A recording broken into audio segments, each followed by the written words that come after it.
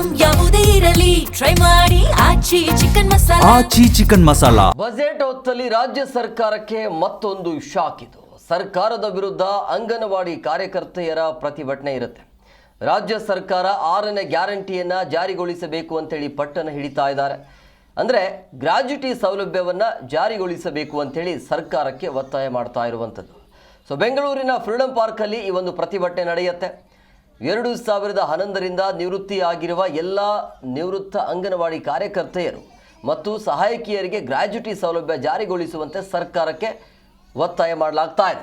So ಬೆಂಗಳೂರಿನ freedom ಪಾರ್ಕಲ್ಲಿ AITUCಯ ಸಂಯೋಜಿತ ಅಂಗನವಾಡಿ ಕಾರ್ಯಕರ್ತೆಯರು ಮತ್ತು ಸಹಾಯಕಿಯರ ಫೆಡರೇಷನ್ ನೇತೃತ್ವದಲ್ಲಿ ಬೃಹತ್ ಪ್ರತಿಭಟನೆಯನ್ನು ಮಾಡೋದಕ್ಕೆ, ಹೋರಾಟ ಮಾಡೋದಕ್ಕೆ ಮುಂದಾಗಿದ್ದಾರೆ.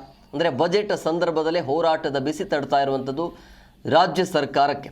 ಸೊ ಏನು ಮಾಡುತ್ತೆ ರಾಜ್ಯ ಸರ್ಕಾರ ಈಗ, ಅದು ಕುತೂಹಲ.